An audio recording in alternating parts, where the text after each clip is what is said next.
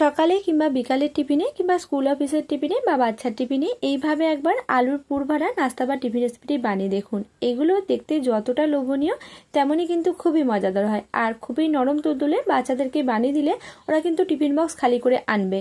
চাইলে এই পদ্ধতিতে আলুর পুর ভরা এই রেসিপিটি বাড়িতে একবার বানিয়ে দেখতে পারেন।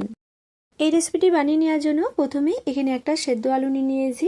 এবার এই ধরনের একটা ছোট গেটার দিয়ে এই সেদ্ধ আলুটা খুব ভালোভাবে গ্রেট করে নিচ্ছি। আলুর মধ্যে যাতে কোনো রকম শক্তভাব না থাকে তার জন্য সেদ্ধ আলুটা এই ধরনের গেটার দিয়ে গ্রেট করে নিচ্ছি। আপনারা চাইলে হাত দিয়েও খুব ভালোভাবে এটা ম্যাশ করে নিতে পারেন। তো সেদ্ধ আলুটা গেটার দিয়ে গ্রেট করে নিয়েছি। এবার এই গ্রেট করে নেওয়া সেদ্ধ আলুটা এক সাইডে রেখে দিচ্ছি। এবার একটা পাত্রের মধ্যে নিয়ে নিচ্ছি 1/3 কাপ মতো উষ্ণ কুসুম গরম দুধ। এই দুধটা হালকা কুসুম গরম রয়েছে। এই অবস্থায় এর মধ্যে দিয়ে দিচ্ছি হাফ চামচের একটু বেশি চিনি, সাথে দিয়ে দিচ্ছি হাফ চামচের একটু বেশি পরিমাণে ডাই ইস্ট। এবার এই ডাই ইস্ট এবং চিনি এই দুধের মধ্যে নাড়াচাড়া করে মিশিয়ে নিচ্ছি। আর এই দুটো খুব ভালোভাবে মিশিয়ে নেওয়ার পর এবার এখানে একটা ডিম নিয়ে নিয়েছি। ডিমটা এর মধ্যে দিয়ে দিলাম। সাথে এর মধ্যে 1 চামচ মতো দিয়ে দিচ্ছি সাদা তেল আর দিয়ে দিচ্ছি স্বাদ মতো লবণ। এবার এই সব উপকরণগুলো একসাথে মিশিয়ে নেওয়ার পর এর মধ্যে দিয়ে দিচ্ছি 1 কাপ মতো ময়দা। ময়দাটা দিয়ে এবার খুব ভালোভাবে নাড়াচাড়া করে মিশিয়ে নিচ্ছি।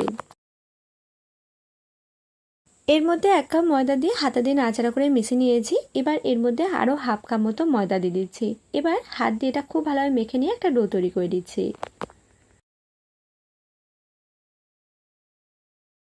তো এই ডোটা মেখে নিয়েছি। আর রুটি পরোটা খাওয়ার জন্য আমরা যেরকম ডো মাখি তার তুলনায় দেখুন এটা অল্প একটু নরম রয়েছে এবং চটচটে ভাব রয়েছে। এইভাবে এটা মেখে নিয়েছি। এবার অল্প পরিমাণে তেল এখানে নিয়ে নিচ্ছি। আর তেলটা এই ডোয়ের চারপাশে খুব ভালোভাবে লাগিয়ে দেওয়ার পর এবার ঢাকনা দিয়ে ঢেকে এটা এক সাইডে রেখে দিচ্ছি।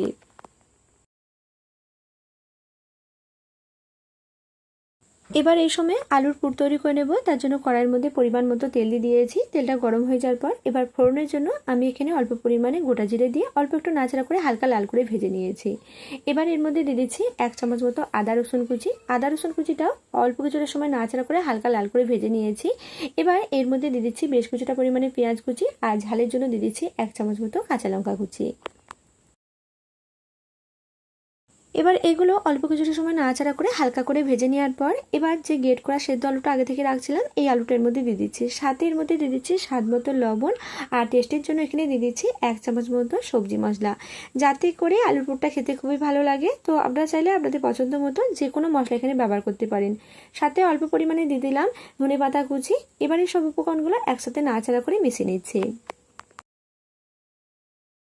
তো সব উপকরণগুলো দিয়ে খুব ভালোভাবে নাড়াচাড়া করে মিশিয়ে নিয়েছি আর এই আলুর পুরটা রেডি করে নিয়েছি। এবার এই আলুর পুরটা একটা পাত্রের মধ্যে তুলে রেখে দিচ্ছি। আর আগে থেকে যে ডোটা মেখে ঢেকে রাখছিলাম মোটামুটি আলুর পুরটা বানানোর জন্য যে সময়টুকু লেগেছে এই সময়টুকু বাদেই ঢাকনা খুলে দেখে নিচ্ছি। দেখুন বন্ধুরা, এই সময়ের মধ্যে কিন্তু এটা অনেকটাই ফুলে গেছে। এবার এটা হালকা করে চেপে নিয়ে এটা পরিমাণ মতো এভাবে করে ভাগ করে নিয়ে কয়েকটা লেচি করে নিচ্ছি। তো এই ডো থেকে সমপরিমাণ ভাগ করে কয়েকটা লেচি তৈরি করে নিয়েছি। আর আপনাদের হাতে যদি সময় থাকে সেক্ষেত্রে এই ডোটা মোটামুটি 30 থেকে 40 মিনিট মতো সময় ঢেকে রাখতে পারেন। সেক্ষেত্রে দেখবেন এটা অনেকটাই ফুলে যাবে। তো যেটুকু সময় আলুর পুরটা বানাতে লেগেছে সেটুকু সময় মোটামুটি 10 মিনিট মতো সময় ঢেকে রাখছিলাম। তারপরে কিন্তু এই টিফিনগুলো আমি বানিয়ে নিচ্ছি। এভাবে করেও কিন্তু এগুলো খুবই ভালো হয়। তো সবগুলো দেখুন এভাবে করে লেচি করে নিয়েছি। আর এখান থেকে একটা লেচি নিয়ে এভাবে করে টেনে টেনে অনেকটাই বড় করে একটু গোল করে নিচ্ছি। তো দেখুন এই লেচিটা এভাবে করে চারপাশ থেকে টেনে টেনে একটু বড় করে নিলাম। আর এটা কিন্তু খুব বেশি পাতলা করা যাবে না, অল্প একটু মোটা রয়েছে। এই অবস্থায় যে আলুর পুরটা তৈরি করে রাখছিলাম আলুর পুরটা মাঝ বরাবর দিয়ে চারপাশ থেকে এভাবে করে মুড়ে নিয়ে তারপর গোল করে পাকিয়ে নিলাম। আর একইভাবে বাদবাকি যে লেচিগুলো রয়েছে তার মধ্যেও আলুর পুরগুলো ভরে নিয়ে এভাবে করে সবগুলো তৈরি করে নিয়েছি। তো এবার চাকের মধ্যে অল্প পরিমাণে ময়দা ছড়িয়ে নেওয়ার পর একটা লেচি ময়দার মধ্যে উল্টে পাল্টে নিলাম। এবার হালকা করে চেপে চেপে এই লেচিটা বেলে নিচ্ছি। আর লেচিটা উল্টে পাল্টে বেলে নিচ্ছি। আর এটা কিন্তু খুব বেশি চাপ দিয়ে বেলা যাবে না, যেহেতু এর মধ্যে আলুর পুর ভরা রয়েছে। খুব বেশি চাপ দিয়ে বেলতে গেলে সেক্ষেত্রে পুরটা বের হয়ে আসতে পারে। তো হালকা করে চেপে চেপে এটা উল্টে পাল্টে বেলে নিয়েছি। আর এটা দেখুন খুব বেশি কিন্তু পাতলাও হয়নি আবার খুব বেশি কিন্তু মোটাও হয়নি, মিডিয়াম করে এটা বেলে নিয়েছি। এবার বেলে নেওয়ার পর এখানে একটা কাঠি নিয়ে নিয়েছি। আর কাঠি দিয়ে প্রথমে লম্বালম্বি করে তারপর আড়াআড়ি করে এভাবে হালকা করে চেপে চেপে একটা নকশা করে নিচ্ছি। এতে করে এগুলো ভাজা হওয়ার পর দেখতে কিন্তু খুবই ভালো লাগে। তো কাঠিটা দিয়ে হালকা করে চেপে চেপে এভাবে করে নকশা করে নিলাম। এতে করে দেখুন এটা দেখতে বেশ ভালো লাগছে। এবার এর মধ্যে অল্প পরিমাণে ডিমের কুসুম ব্রাশ করে নিচ্ছি। এতে করে এগুলো ভাজা হওয়ার পর দেখতে কিন্তু খুবই ভালো লাগে। তো এটা কিন্তু সম্পূর্ণ অপশনাল, ডিমের কুসুম ব্রাশ করা ছাড়াও এগুলো ভেজে নিতে পারেন। তো অল্প পরিমাণে ডিমের কুসুম এর উপরে ব্রাশ করে নিয়েছি। এবার এটা তেলের মধ্যে ভেজে নিচ্ছি। তেলের মধ্যে এটা দিয়ে দিলাম, আর এগুলো ভেজে নেওয়ার জন্য তেলটা মিডিয়াম করে গরম করে নেওয়ার পর এটা এর মধ্যে দিয়ে দিয়েছি। আর এবার গ্যাসের ফ্লেম লো টু মিডিয়ামে করে উল্টে পাল্টে এগুলো ভেজে নিচ্ছি। গ্যাসের ফ্লেম হাই রেখে কিংবা মিডিয়ামে রেখে এটা ভাজা যাবে না, সেক্ষেত্রে খুব তাড়াতাড়ি এর মধ্যে লাল বর্ণ চলে আসবে ঠিকই, কিন্তু ভেতরটা খুব ভালোভাবে কুক হবে না। গ্যাসের ফ্লেম লো টু মিডিয়ামে রেখে মোটামুটি 3 মিনিট মতো সময় উল্টে পাল্টে এটা ভেজে নিয়েছি। তারপর দেখুন বন্ধুরা এর মধ্যে কতটা সুন্দর একটা ভাজা রং চলে আসছে।